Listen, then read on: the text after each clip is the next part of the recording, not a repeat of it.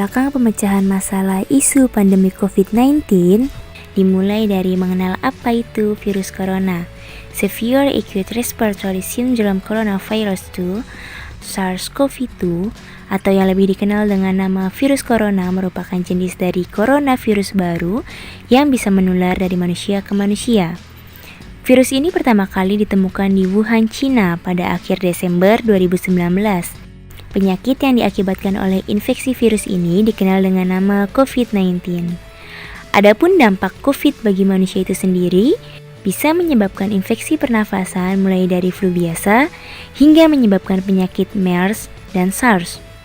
Dengan gejala awal, demam di atas 38 derajat Celcius, batuk, dan sesak nafas. Sebagaimana kita ketahui bersama bahwa penyebaran virus corona ini sangatlah cepat, yang mengakibatkan kondisi COVID saat ini terus meningkat. Ditandai dengan meningkatnya jumlah angka infeksi positif COVID dan munculnya varian terbaru virus corona.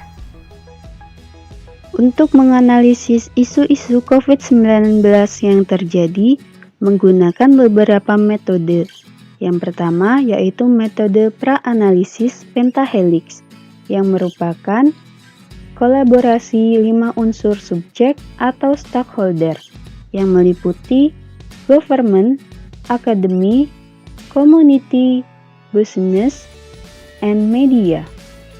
Selanjutnya ada metode analisis menggunakan USG atau urgency, seriousness, and growth.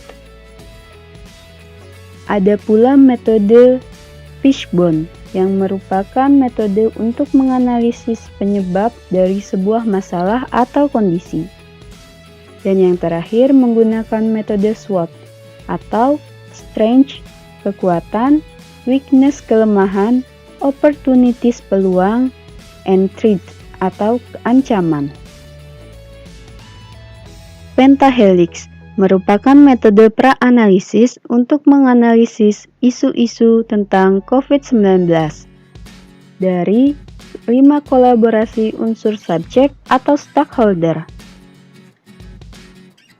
Yang pertama ada dari government atau pemerintah, terdapat isu ketidakmampuan pemerintah dalam menangani COVID-19, dibuktikan dengan kenaikan angka penularan COVID-19.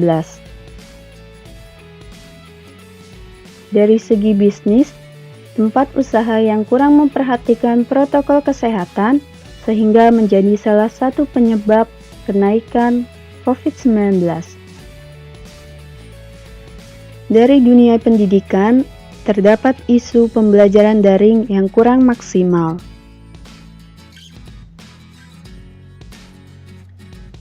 Kelemahan media masih adanya penyebaran hoaks tentang COVID-19, baik berupa dampak, penyebaran, ataupun vaksin sebagai salah satu pencegahan tertular COVID-19. Dan yang terakhir, ada dari ketakutan masyarakat terhadap vaksin. Hal ini terjadi karena adanya penyebaran hoaks tentang bahaya vaksin dan lain sebagainya. Pemecahan masalah pandemi COVID-19 dengan metode USG, Urgency, Seriousness, and Growth. Di dalam tabel USG ini berisi nomor, isu atau masalah, urgency, seriousness, growth, dan total score. Tabel urgency, seriousness, dan growth diisi dengan skala penilaian 1 sampai dengan 5 dengan keterangan angka 1 menunjukkan tidak mendesak, angka 2 menunjukkan kurang mendesak, angka 3 cukup mendesak, angka 4 mendesak, dan angka 5 sangat mendesak. Terdapat 5 masalah pandemi COVID-19 yang akan kami tentukan isu atau masalah prioritasnya. Isu yang pertama adalah ketidakmampuan pemerintah dalam menangani COVID-19. Skor urgensi untuk masalah tersebut adalah 5, seriousness 5, growth 4, dan total skor 14. Isu yang kedua yaitu ketakutan masyarakat terhadap vaksin. Urgensi 3, seriousness 4, growth 4, total skor 11. Isu yang ketiga adalah pembelajaran daring. Skor urgensi 4, seriousness 4, growth 3, total skor 11. Selanjutnya yang keempat adalah penyebaran hoax. Urgensi 4, seriousness 4, growth 5, total score 13. Isu yang kelima, tempat usaha kurang memperhatikan protokol kesehatan, urgensi 4, seriousness 3, dan growth 3, total score 10.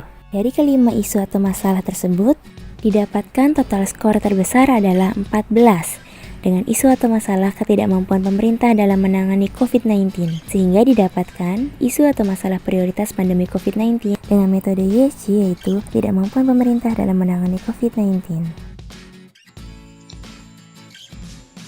Metode Fishbone.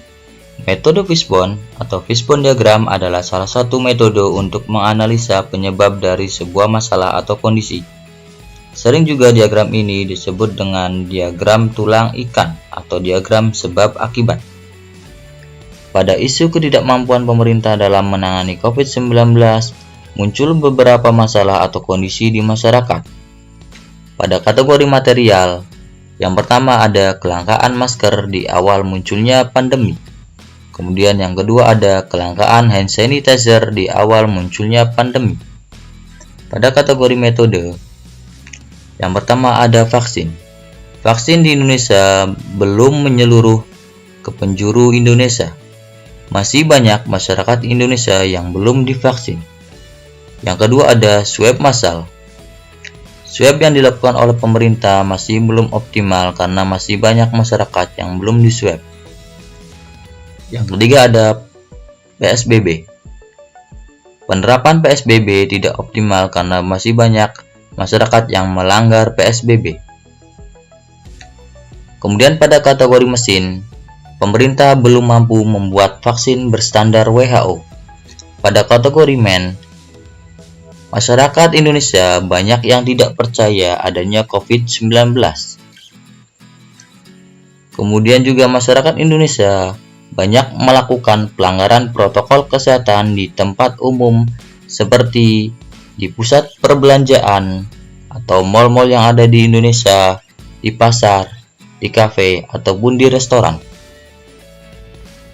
Slide berikut ini merupakan tabel rekomendasi alternatif penyelesaian. Di sini kita menggunakan analisis SWOT, di mana evaluasi terhadap semua kekuatan, kelemahan, peluang, ancaman yang terdapat pada individu ataupun organisasi itu. Kita bahas dari S-nya. S adalah strength atau kekuatan, di mana itu merupakan analisis terhadap unsur kekuatan yang dimiliki.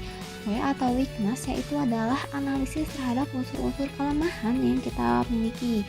O adalah opportunity ataupun peluang, artinya peluang-peluang ataupun kesempatan yang dimiliki. Dan T adalah threats, yaitu ancaman-ancaman yang dimilikinya.